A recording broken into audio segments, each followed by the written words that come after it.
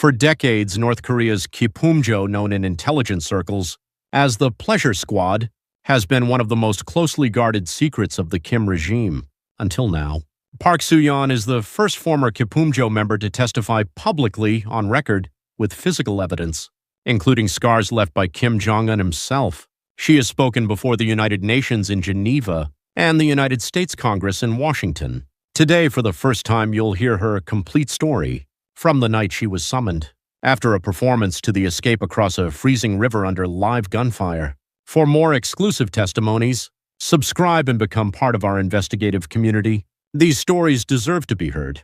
It was April 15, 2023, the Day of the Sun, North Korea's most important holiday, marking the birthday of Kim Il-sung, the nation's founding leader. I was a fourth-year student at Pyongyang University of Arts, majoring in dance, 25 years old.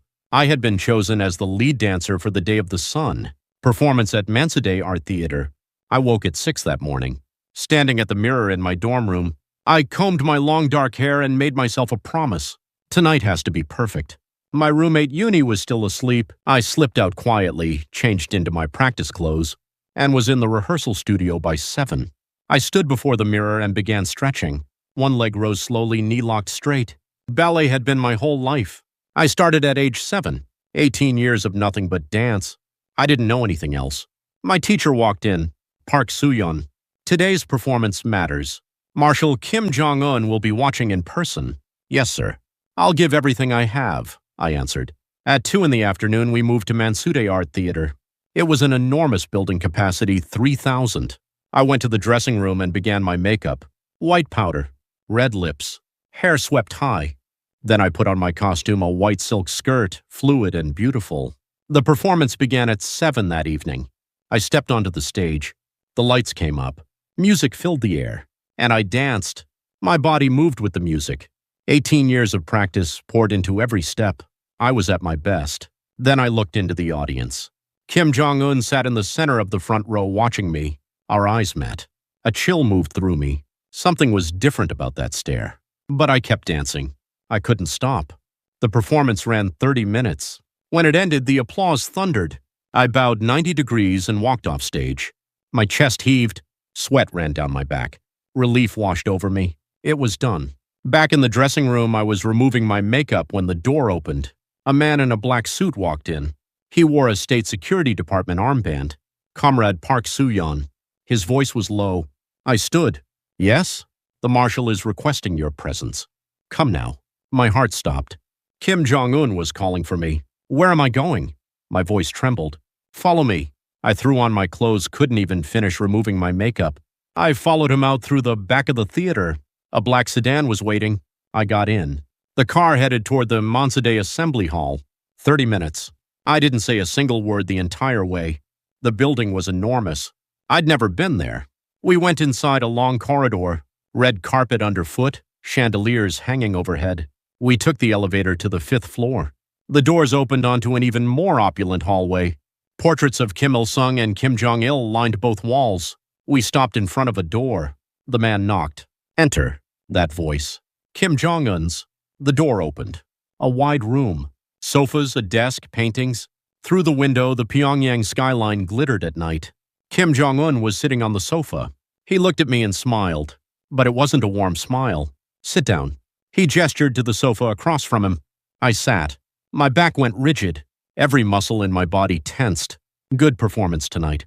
You dance beautifully. He studied me as he said it. Thank you, Marshal. I lowered my head. How old are you? 25. Where is your family? Hamhung. My father works at a factory. My mother works on a farm. I see. He nodded slowly. A silence fell. He kept his eyes on me, face, then body. It made my skin crawl. But I couldn't look away. I was in the presence of the supreme leader. You're quite beautiful. His voice was flat. I lowered my head further. I had no idea what to say. You'll be given a special assignment. He stood. What kind of assignment? I asked carefully. You'll find out soon enough. You may go. I rose, bowed, and walked out. The car took me back to the dormitory. It was 11 at night. Uni was waiting. Soo-yeon, where were you? She asked. Performance evaluation. It ran long. I lied. I had no choice. Telling anyone I'd been with Kim Jong-un that wasn't allowed. I lay down in bed. Sleep wouldn't come. A special assignment. What did that mean? I didn't know then what it would cost me. May 1st, 2023, Labor Day. At 7 in the morning, someone knocked on my dorm room door. Comrade Park Soo-yeon. Pack your things. We leave in 1 hour. State security again. Where are we going? Ryonghwa Street Hotel. You'll be receiving special training. I threw my things together, a few changes of clothes, toiletries. Uni stared at me. Soo-yeon, what's happening? Special training. I'll be back in a few days. Another lie. I had no idea it would be a year. The car drove to Ryonghwa Street, an upscale residential area in central Pyongyang. A 47-story hotel came into view. We pulled into the underground garage and rode the elevator to the 40th floor. I walked down the hallway and was shown to a room. Inside, roughly 10 young women were already seated. All appeared to be in their early to mid-20s. Every one of them was strikingly beautiful. Long hair, pale skin, slender figures. Women like that were rare in North Korea. I found a seat. Nobody spoke. The room felt airless. About 30 minutes later, the door opened. A woman in her 40s entered, precise posture, sharp suit. Her voice matched. Welcome. I am Kim Myung-suk. I will be responsible for your training. From this moment forward, you are members of the Kipumjo. She paused. This is a great honor. You will serve the marshal directly. Kipumyo. The word hit like cold water. I knew what it was. Word gets around. Women who serve Kim Jong-un. But the specifics, what they actually did, I didn't know. I assumed dancing, singing, entertainment. I was wrong. Training began. 6 a.m. wake up every day. Breakfast. Then instruction from 7. The first sessions were on loyalty. The marshal is our son. You have been granted the privilege of serving him. Give yourself body and mind completely. Kim Myung-suk's voice never changed pitch. We nodded. We listened. The second sessions were on etiquette. Every gesture had a correct form.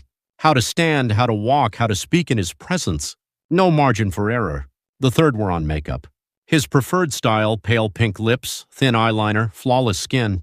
Natural looking but polished. The fourth were on clothing. Hemlines exactly 5 centimeters above the knee. White or pink blouses, 3-inch heels. Rules for everything. Freedom for nothing. A week passed. Then the training shifted. Kim Myung-suk gathered us with an expression none of us had seen before. Harder, more deliberate. Now the real training begins. You will learn what it means to serve the marshal. She paused and looked at each of us in turn. The marshal carries enormous burdens of state. The stress is immense. You are here to relieve that stress. One woman spoke up quietly. How? With your bodies. Kim Myung-suk said it without hesitation. The room turned to stone. We all understood. Serving the marshal is your duty. Refusal is not an option. Those who refuse will face consequences, and so will their families. It wasn't a warning. It was a sentence. My hands were shaking. I had come here thinking I would dance. Then came the physical instruction. We were taken to a room with a bed. Kim Myung-suk taught us how to lie down, how to undress, how to make sounds, every detail scripted. There was nothing natural about any of it. It was a performance, and we were being trained to perform it. I wanted to be sick, but I held it in. I kept my face blank. 2 weeks of this. The same things, every day. My body being shaped into something it was never meant to be. Then one morning, Kim Myung-suk stood before us again. Tomorrow, the real thing begins. You will each serve the marshal in turn. Prepare yourselves. That night, sleep didn't come. My assigned roommate, a girl named Ji-hai, was crying silently in her bed. I wanted to cry too, but I couldn't. There were cameras. The next morning, the first name called was Min-ji, a 23-year-old singer. She left. We waited. 2 hours later, she came back. Her face was the color of chalk. Her eyes were red and swollen. She was limping. She didn't say a word. She lay on her bed and stared at the ceiling. That image alone was enough. 4 days later, my name was called. Park Soo-yeon. Be ready at 7 this evening. Kim Myung-suk's voice was the same as always. The day I had known was coming had arrived. May 15th, 2023, 6 in the evening. I showered, scrubbed every inch of myself. Did my makeup, pale pink lips, thin liner exactly as instructed. Dressed in a white dress knee-length. Exactly as instructed. I looked in the mirror. A beautiful woman looked back. But that woman wasn't me. She was a doll. At 7, the black car arrived. I rode alone. 30 minutes to the Mansadeh Assembly Hall. My hand stayed clenched the entire way, up the elevator to the 5th floor, down the corridor. A state security officer opened the door. I walked in. A wide room. A bed, king-sized. Kim Jong-un sat on the sofa drinking. "You're here." He looked me over. "Yes, Marshal." I bowed. "Sit down." He pointed to the bed. I sat on the edge. My spine locked straight. My whole body shook. He stood and crossed the room, sat beside me. "You're nervous." He smiled. "I'm sorry," I said. My voice gave me away. "It's fine. Take your time." He placed his hand on my shoulder. Everything in me froze. His hand was cold, heavy. He turned my face toward him. His lips came close. I closed my eyes. The nausea rose. I swallowed it down. I did what I had been trained to do. I had no choice. My family's safety depended on it. What happened that night, I don't have words for it. It was the longest night of my 25 years. 2 hours felt like 2 years. When it was over, Kim Jong-un stood and dressed without a word. "Well done. I'll see you again." Then he left. I was alone. I lay there and let the tears come. No sound. Just tears. 30 minutes later, a state security officer entered. "It's time to go." I gathered my clothes. My body ached. Walking was difficult. The car brought me back to the hotel at 11. Ji-hai was waiting. Soo-yeon. She held me. And this time I cried out loud. So did she. She told me she'd gone through the same thing 3 days before. We cried through the night. We held each other. But there was no real comfort. Because this was just the beginning. June 2023. A month had passed. A month that felt like the inside of a coffin. Twice a week, Tuesday nights, Friday nights, the car came. The same route, the same room, the same thing. Every time. One night was worse than the others. He had been drinking heavily. "Let's try something different tonight," he said. "What would you like, Marshal?" "Crawl to the bed." He smiled. I went still. Then his voice dropped. "Now." I got down on my knees, placed my palms on the floor, and I crawled. Tears ran down my face. It was the most degrading moment of my life. When I reached the bed, he stroked my head like a pet. Good girl. I almost couldn't hold it in. That night was beyond description. I came home and stood in the shower for an hour, scrubbing until my skin turned red. The feeling wouldn't wash off. It felt like the contamination had gone all the way through. I looked in the mirror. Bruises on my thighs, my arms, my chest. The marks of someone who didn't care what he left behind. Night after night, he was there in my dreams. I would run, but there was nowhere to go. I'd wake drenched in sweat, the scream caught in my throat. Ji-hai would be awake. She'd pull me close. "It's okay, Soo-yeon. It was a dream." But it wasn't a dream. This was our life. I couldn't eat. Whatever I forced down threatened to come back up. I lost 11 pounds. Kim Myung-suk didn't show concern, she showed anger. "Park Soo-yeon, you need to gain weight." He doesn't like this. An order, not a conversation. I forced food down and kept it there. Minji had it worse. She fell into depression and then one morning she was gone. She went to the hospital, Kim Myung-suk said. Cold. Phenol. But it wasn't the hospital. We found out later she had refused him. She cried and told him she couldn't do it anymore. They took her. Her family too. After that, we didn't need to be told again. We already knew. You survive by enduring, no matter what. No matter how much it hurts or how much you want to disappear, you endure. Late June. A new girl arrived in Jong, 24 years old. She was bright. Open. She didn't know yet what was coming. A week later, she went for her first night. She came back a different person. She didn't cry. She just sat, eyes empty, staring at nothing. I went to her. Eun-jong, are you okay? She looked at me. The light behind her eyes was gone. How long does this go on? She asked. I don't know, I told her. And that was the truth. None of us knew. July. My body started showing signs of something wrong. Pain. Discharge. Itching. Ji-hai had the same symptoms. We went to Kim Myung-suk and asked to see a doctor. No. Push through it. But Marshal, I'm in pain. It came from serving the Marshal. And you will never speak of it to anyone. She said it like a warning. That's when I understood. Kim Jong-un had given us a sexually transmitted infection. I was 25 years old. I had never wanted any of this. And now this. Kim Myung-suk quietly obtained medication, not proper treatment, just something to manage it. We took what we could get. Lying there with those pills in my hand, one thought repeated itself. This can't continue. I can't survive this way. But escape. Surveillance was constant. Cameras ran 24 hours. All I could do was get through each day. August 10th, 2023, 5 in the morning. I woke to screaming. It came from the bathroom. I got up and moved toward the sound. The door was open. I looked inside, and I screamed. Eunjung was in the bathtub. The water had turned red. Her wrists were open. Blood was still moving. Eunjung. I ran to her. Her eyes were closed. She wasn't breathing. She was gone. I shook her. Begged her. She didn't move. She was cold. The others came running. Everyone screamed. Kim Myung-suk arrived, face locked. Everyone out. Now. The bathroom door closed. 30 minutes later, state security officers came and removed the body. Kim Myung-suk gathered us. Her expression was something I'd never seen before. What happened today does not leave this room. Not to anyone. Not to family. Understood? We nodded. Through tears. Eunjung was erased. Officially an accident, that's what they called it. But we knew. That night I looked at her empty bed. Then I noticed something beneath her pillow.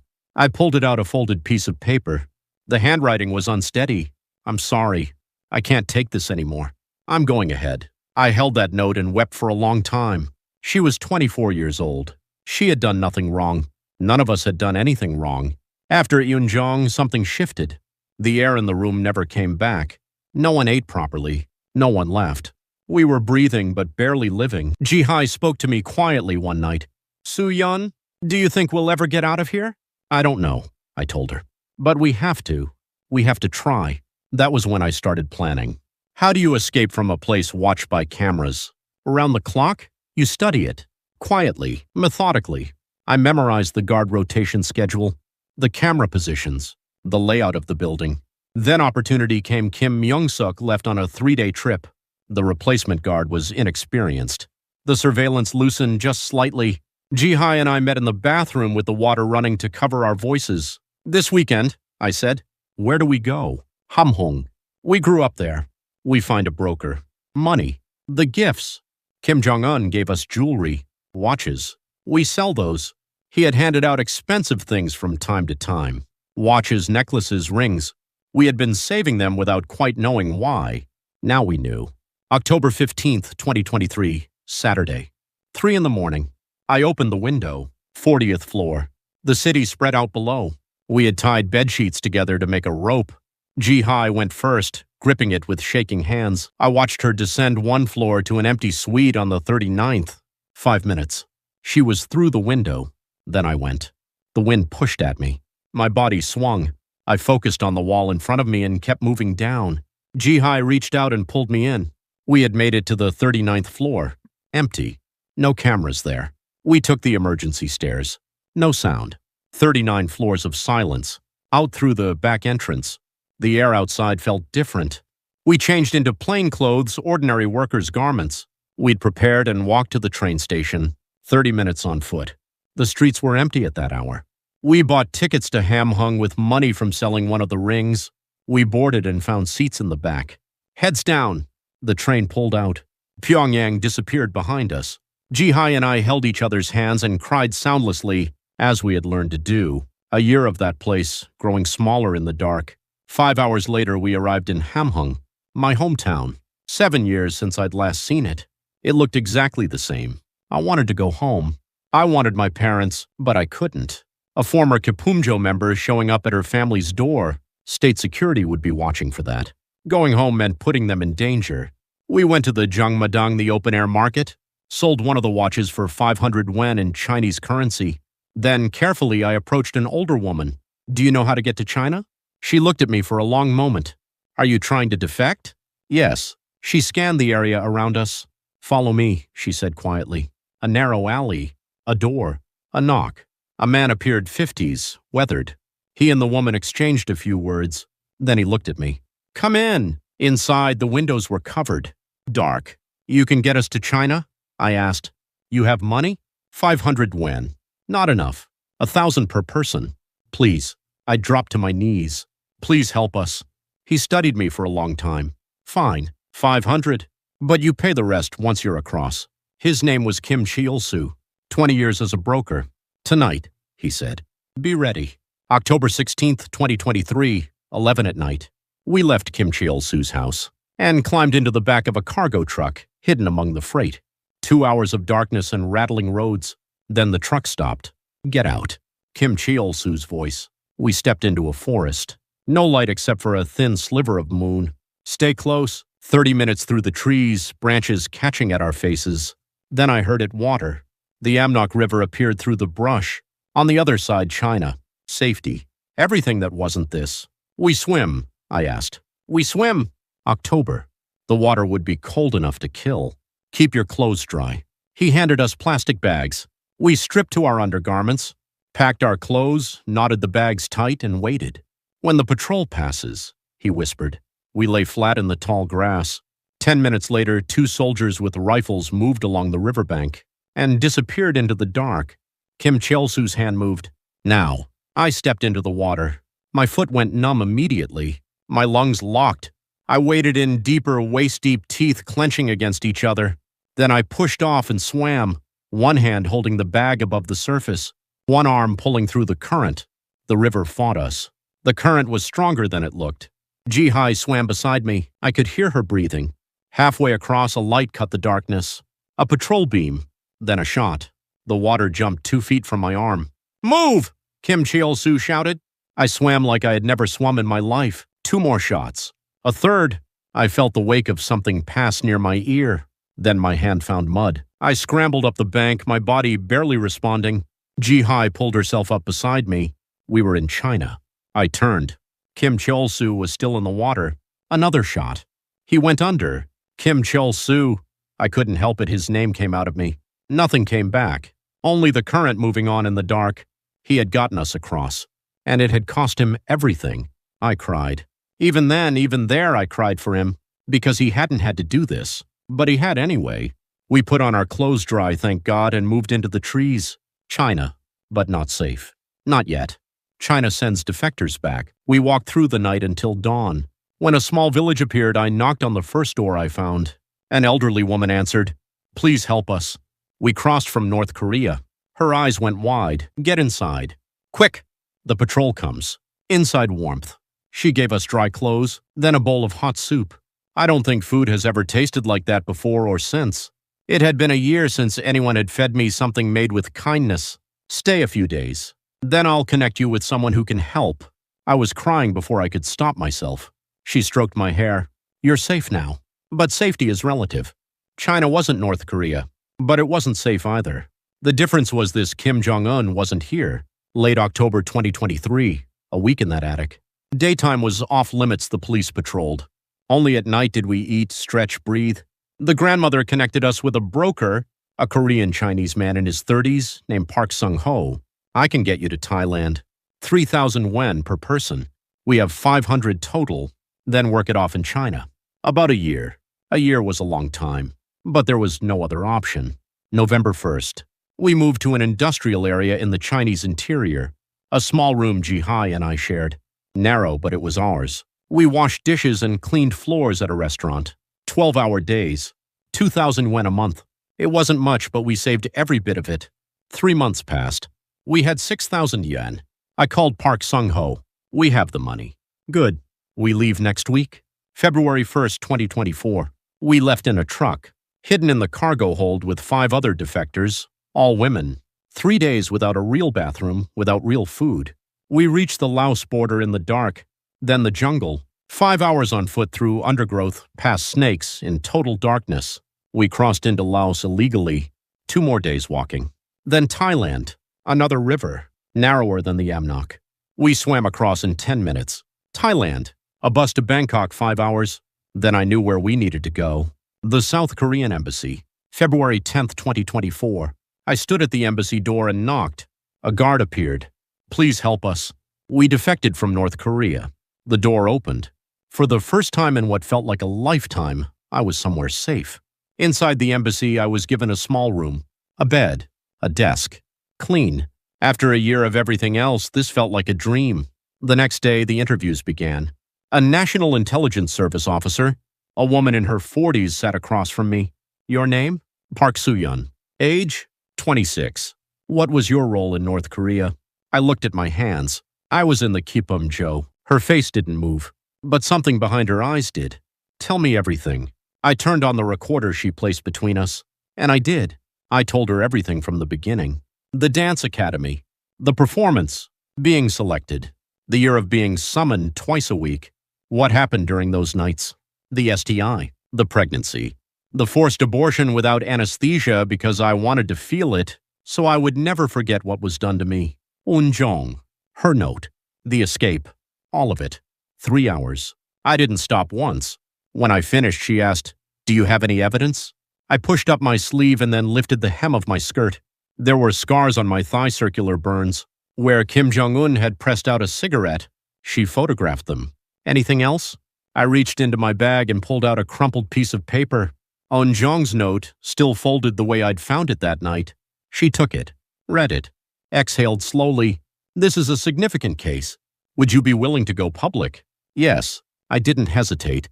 For the one still there, 2 weeks at the embassy, more interviews, a full medical examination. The doctor confirmed the STI. 2 weeks of treatment. For the first time in over a year, my body started to feel like mine again. March 1st, a flight to Incheon. Ji-hai and I boarded together at Suvarnabhumi Airport. I had never been on a plane before. I gripped the armrest at takeoff, then looked out the window at the clouds below us. They were beautiful. 6 hours later, we landed at Incheon International Airport. A Ministry of Unification official was waiting at the gate. "Welcome to the Republic of Korea." My vision blurred. I was here. I was actually here. March 2nd, 2024, Hanawon Settlement Support Center, Anseong, Gyeonggi Province. A large facility almost like a campus. Ji-hai and I were assigned the same room. 2 beds, 2 desks, a wardrobe. Clean. Quiet. Good.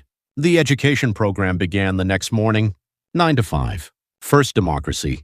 The Republic of Korea is a democratic republic. The people are sovereign. They elect the president. None of this made sense to the person I used to be. It made perfect sense to the person I was becoming. Second, economics. Capitalism, how money works, banking, debit cards. 26 years of my life, and I was learning this for the first time. Third, culture. Korean dramas, films, music. Someone mentioned a group called BTS. We watched a video. I didn't know what to make of it, but I smiled. Fourth, computers. I started with how to use a mouse. It was harder than it sounds, but I kept at it. A month in, I received a smartphone. That was a world unto itself. Someone showed me YouTube. I found videos from other North Korean defectors, testimonies, first-person accounts. Someday, I thought, I want to do that. 2 months in, I started seeing a counselor, a therapist who came to the facility. I talked about the Kipumjo. She listened. She diagnosed me with PTSD, post-traumatic stress disorder. We began weekly sessions, medication too. Slowly, the nightmares became less frequent.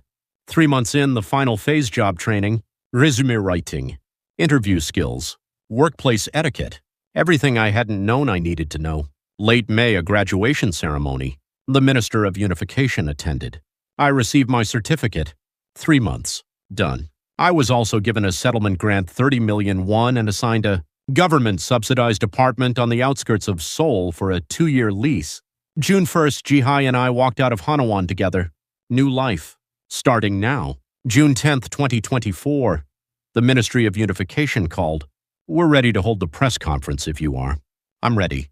June 15th, Seoul Press Center. The room was packed, hundreds of journalists, cameras everywhere.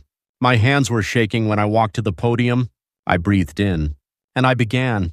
"Hello, my name is Park Soo-yeon." The room went quiet. From 2023 to 2024, I served for 1 year in the Kipumjo, what is known in the West as North Korea's pleasure squad. Pens started moving. The Kipumjo is not a performance group. It is not about dancing or singing. The women in the Kipumjo are used as sexual objects by Kim Jong-un. Twice a week I was summoned. Twice a week I was assaulted. Cameras flashed. I became pregnant. I was forced to have an abortion. I contracted a sexually transmitted disease. My voice broke. I let it. Then I continued. My friend Yoon-jung took her own life. She was 24 years old. She couldn't survive what was being done to her. Tears ran down my face. I didn't wipe them. Right now, dozens of women are still inside the Kipumjo, every night, suffering. From this podium, I say clearly Kim Jong-un is a sexual predator. The Kipumjo must be abolished. The women of North Korea deserve protection. I am done being silent. I looked up. I'll take questions now. A reporter in the front raised her hand. CNN. Do you have evidence? I pushed up the hem of my skirt. This is what evidence looks like. The circular burns on my inner thigh, cigarette burns. He did this. The room held its breath. A BBC correspondent. Are you afraid of retaliation from North Korea? Yes, but staying silent is more frightening. A Korean journalist. What are your plans? I'm going to fight for North Korean women's rights until the Kipumjo is gone. The press conference ran 2 hours. When I stepped off the podium, Ji-hai was there. She pulled me close. You did it, Soo-yeon. Outside, the sunlight was warm. That evening, back in my apartment, I opened my laptop. The articles were already everywhere. CNN North Korean defector testifies to sexual abuse inside. Kim Jong-un's pleasure squad. BBC Kim Jong-un. Accused of sex crimes, North Korean woman goes public. The New York Times inside the Kipumjo one woman's testimony. Thousands of comments. I scrolled through them. You are so brave. We stand with you. North Korean human rights need to be heard. Kim Jong-un must be held accountable. And then the other ones. Is this even real? Not enough proof. This seems politically motivated. The second kind hurt. But I understood. This was a hard story to believe. The truth often is. The next day, the United Nations called. The Commission of Inquiry on Human Rights in North Korea. Would you be willing to testify? Yes. July 1st. Geneva. My first international flight. 12 hours. The city was extraordinary. I walked into the UN building and felt the weight of the place. A conference room. 10 commissioners. I spoke for 3 hours. They listened carefully. Questions followed, thorough, serious. When it was over, the chair spoke. Thank you for your courage. The United Nations will respond to the situation. In North Korea with greater force, I flew home, mid-July. An invitation from the United States Congress. Washington. A formal hearing. I testified again in front of American lawmakers. With CNN broadcasting live around the world, my story kept moving. August 1st, 2024, I started a YouTube channel. I named it Soo-yeon's Truth. I filmed the first video on my phone. My hands wouldn't stop shaking. Hello, my name is Park Soo-yeon. I am a North Korean defector. I was a member of the Kipumjo. 15 minutes. I explained what the Kipumjo was and what it did. Then I hit upload. The next morning, 1 million views. I filmed a second video my first night. Everything I'd kept back in earlier interviews, I put into this one. 2 million views. The third video was about the pregnancy, about the abortion table, about asking the doctor to proceed without anesthesia because I needed that pain to be real. 3 million views. Subscribers climbed. 100,000, 200,000, 500,000. Then within a month, 1 million. Ad revenue started coming in, about 5 million a month. Enough to live on. I kept going 1 video a week, sometimes 2. Eunjung story. The escape across the Amnok River. The months in China. Everything. I kept nothing back. By September, 2 million subscribers. Interview requests came in from broadcasters and news organizations. I had only read about. I said yes to all of them. In October, a publishing house reached out about a book. I said yes to that too. I wrote it in 3 months. 300 pages. The title, Tears of the Kipumjo. It was published in January 2025. It became a bestseller. October 2024, the PTSD came back hard. The nightmares returned worse than before. Kim Jong-un, every night. I'd wake up screaming, soak through. The fear felt physical. I went back to the psychiatrist. Severe PTSD. New prescriptions, antidepressants, sleep medication.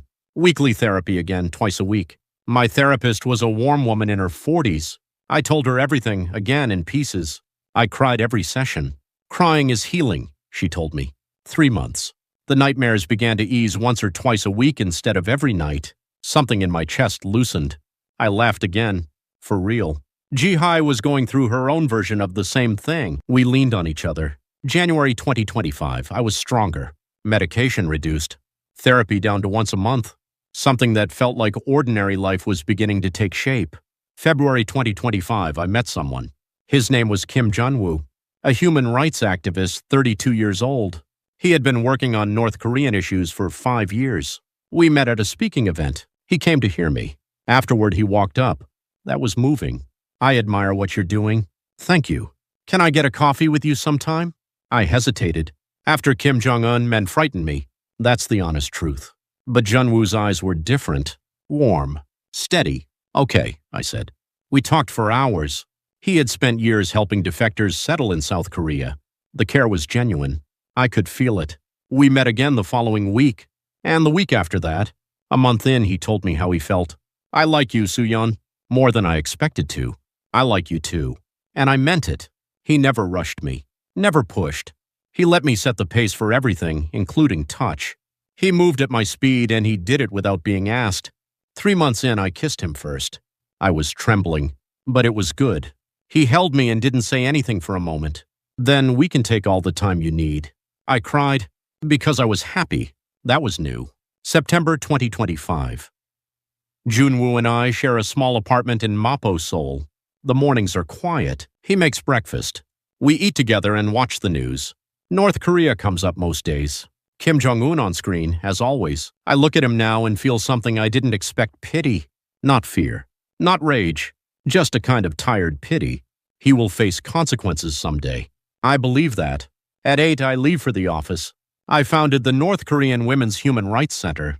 I run it. 5 staff members, all defectors. We counsel women who have just arrived.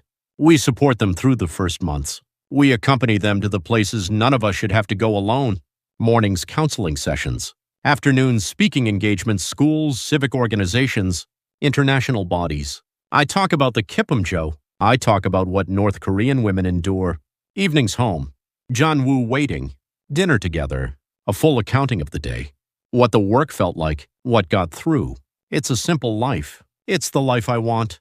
Weekends I meet Ji-hai. She's in university now. We go for meals. Watch movies. We laugh easily. We talk about the future, not the past. The channel keeps going. 3 million subscribers now. 1 video a week. North Korean news, human rights updates, personal testimony. My second book is in progress. Recovery from the Bottom to Somewhere Like Light. Title From Hell to Here. Scheduled for release in 2026. Junwoo and I have talked about marriage. Maybe next year. And children. I want to raise a child who has never known fear. Who grows up in the kind of world I'm still learning to inhabit. Some nights I think about the ones still inside. The women who couldn't come with me. Min-ji, Hyun-ha, Seo-young. Girls whose names I never knew. They are still there. Every one of them is still there. I'm sorry I had to leave without you, but I haven't stopped. December 26, 2025, Friday. Today, I sit down in front of the camera for one more video. Hello, my name is Park Soo-yeon. 2 years ago, I escaped North Korea. I escaped the Kipumjo. I breathe. A lot has happened since then. Pain, yes. Recovery. And love, something I didn't know I was still capable of. Today I am happy. I am free. But I don't forget. I don't forget Min-ji. I don't forget Hyun-ha, Seo-young, and the dozens of others whose names I never learned. Tonight they are still Kim Jong-un's property. Tonight someone is being assaulted. Someone is pregnant and doesn't want to be. Someone is sick. Someone is lying in the dark wondering how much longer she can survive. This is North Korea in 2025. The UN investigates. The U.S. imposes sanctions. South Korea issues condemnations. And nothing changes.